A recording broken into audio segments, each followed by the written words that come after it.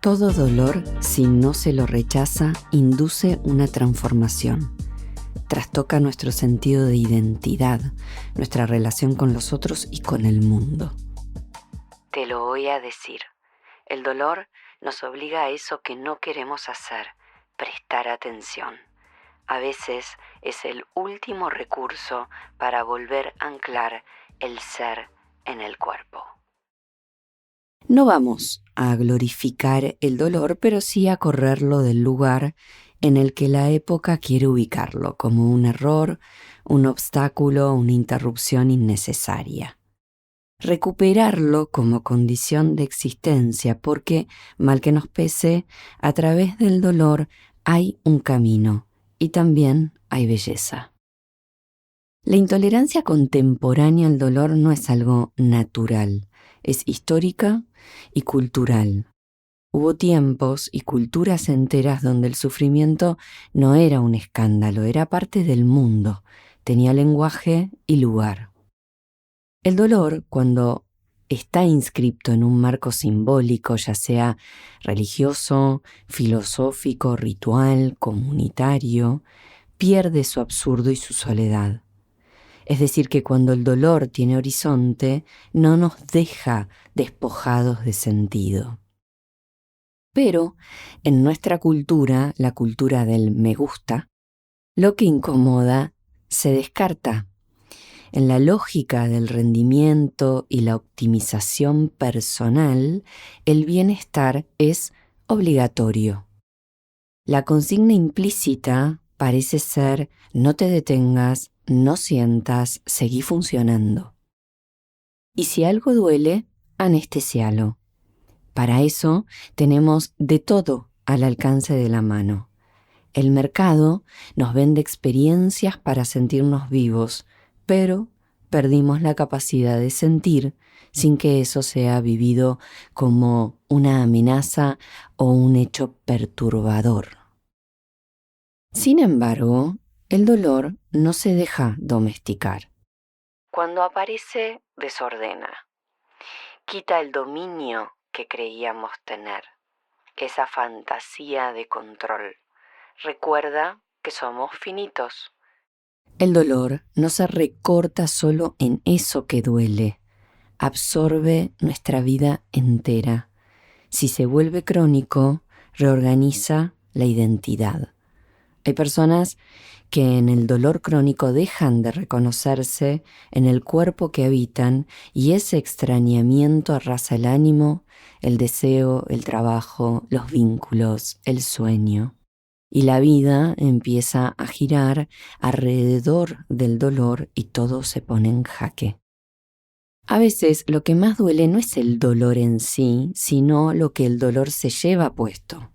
Los movimientos, la alegría, la espontaneidad, la libertad. Y más difícil aún, el dolor no es visible para los demás. Entonces, corre riesgo de convertirse en un padecimiento silencioso. Pensemos una escena de la vida cotidiana. El médico mira estudios que son perfectos y dice, todo está bien, no hay lesión, vaya tranquilo. Pero quien escucha no se va tranquilo, porque el cuerpo duele, y en esa búsqueda de explicación, la persona se transforma en objeto de estudio. Cada especialista mira una parte, un fragmento, una zona, y lo humano queda desparramado en esa fragmentación.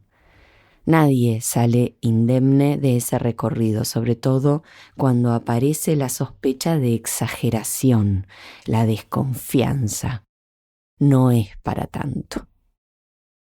La anestesia moderna marcó un hito. Antes del siglo XVIII, la humanidad sabía que dolía vivir. Era parte de la condición humana. Hoy, cualquier incomodidad se patologiza. Si algo duele, debe ser eliminado y rápido. El umbral de tolerancia se redujo. Un leve dolor de cabeza, una cintura agotada, un resfrío, todo se silencia con un blister de cápsulas blandas. Las farmacias, abiertas 24 horas, mezclan analgésicos con golosinas, maquillaje, bebidas energéticas y hasta ropa interior. Anestesia y consumo. Pero, ¿qué perdemos cuando ya no toleramos ninguna herida? Perdemos profundidad. Intentamos hacer de las experiencias superficies lisas, sin fisuras, sin sombras. El dolor, en cambio, es rugoso, introduce fricción, textura, humanidad. La anestesia indiscriminada empobrece la sensibilidad, nos desconecta del registro simbólico del cuerpo y ese cuerpo, cuando vuelve a expresarse, pide a gritos ser escuchado. Acá conviene abrir el mapa. Hubo épocas y culturas enteras donde el dolor tenía lugar. En el cristianismo, el sufrimiento podía ser prueba, purificación, incluso un modo de acercarse a Dios.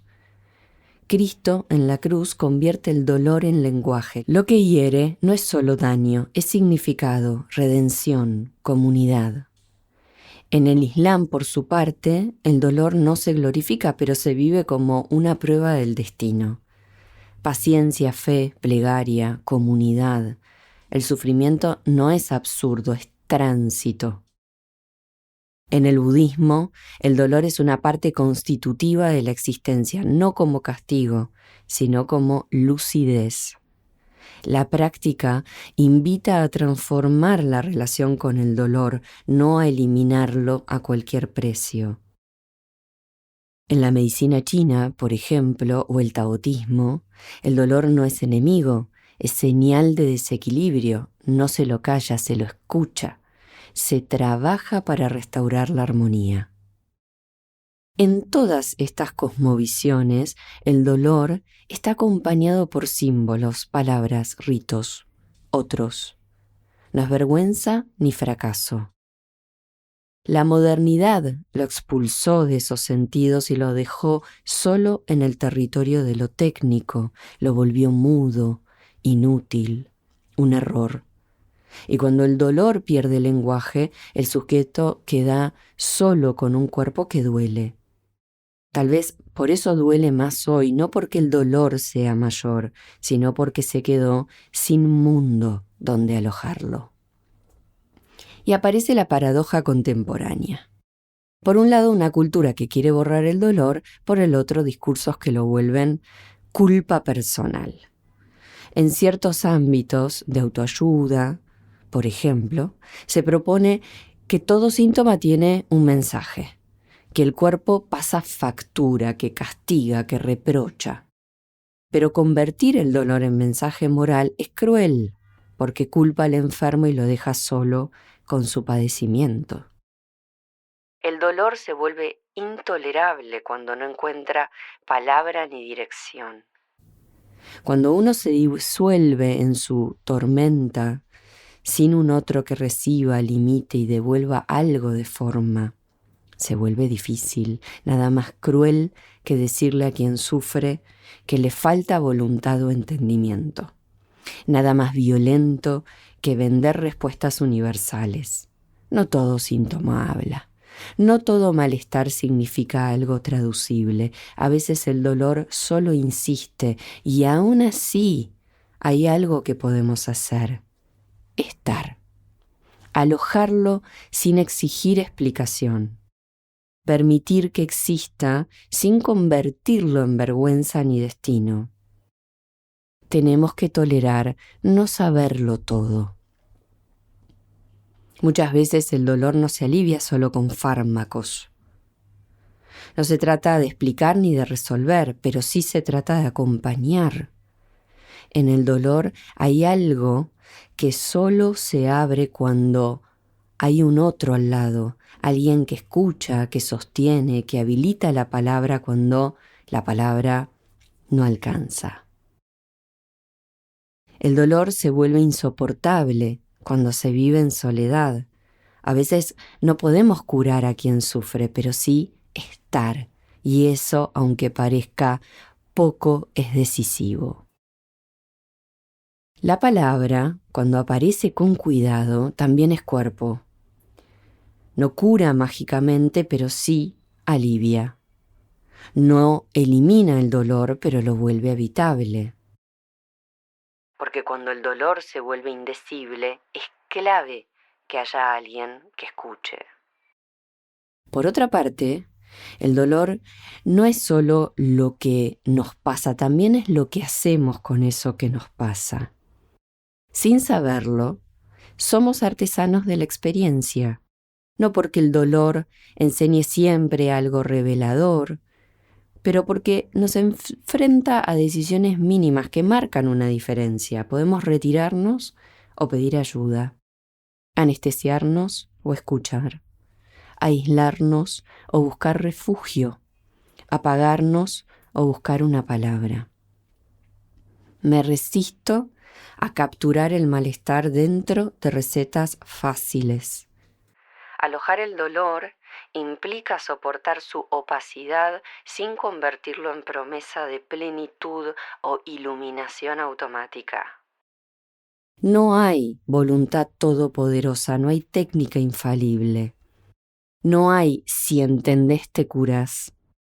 A veces lo responsable es medicarse, otras veces es frenar, llorar, a veces es quedarse en el dolor solo para atravesarlo. Desde la clínica, el dolor necesita una escucha que no reduzca a la persona a un caso o a un protocolo. No hay significado universal. El dolor de cada quien merece una clínica de la singularidad, atenta a la historia, la infancia, la biografía, los duelos, las pérdidas, los modos personales de nombrar. Un cuerpo no es solo anatomía, es memoria, cultura, vínculos, futuro, porque el cuerpo que duele es también el cuerpo del porvenir. Hay experiencias que entonces no se resuelven, se transitan. El dolor introduce un límite real, nos recuerda que el cuerpo no es transparente y que no somos omnipotentes. Hay momentos donde ninguna explicación alcanza. Ese instante, el de la desorientación, es el verdadero límite humano. El análisis no promete la desaparición total del dolor, promete algo más humilde, un modo más humano de estar en el cuerpo que duele. Nombrar es a veces prevenir la soledad, porque el dolor sin palabra es pura desolación.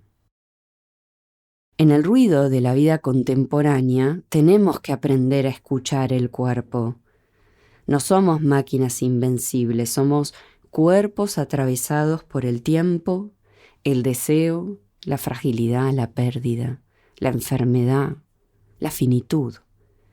Las circunstancias nos influyen, pero como dije, también somos creadores de los significados en los que vivimos. El dolor puede no enseñar nada a veces, puede no traer ninguna revelación, puede simplemente ser y estar, y aún así merece espacio, merece compañía. Hay experiencias que no se pueden esquivar, de las que solo se sale atravesándolas, empantanándose en ellas. Cuando hacemos ese recorrido, no conocemos de antemano cuánto tiempo nos va a llevar ese pasaje. Quien haya padecido alguna vez un dolor, incluso pasajero, sabe que el dolor nos pone en relación directa con nuestra corporalidad, con la dimensión sensible de la existencia. Eso que interpretamos como perturbación funciona como un llamado a redireccionar la atención hacia lo que antes permanecía inadvertido. Pero para que un padecimiento se convierta en mensaje hace falta un sujeto que aloje la inquietud y el no saber, que soportando lo incómodo pueda escuchar lo que ahí se pone en juego. A lo vivo, les son inherentes los ciclos, las regulaciones, las variaciones constantes. Y el dolor nos obliga a reconciliarnos con esa dimensión. No se trata de hacer una apología, sino de practicar los medios para evitarlo sin negar los límites de lo humano. No se puede vivir sin dolor. Sufrir es sentir la precariedad de la existencia. Tratar de abolir la facultad de sentir dolor es ir demasiado lejos. Pretender una vida sin heridas es abrazar la fantasía mecánica de un cuerpo que solo funciona. Pero no somos máquinas, somos vulnerables.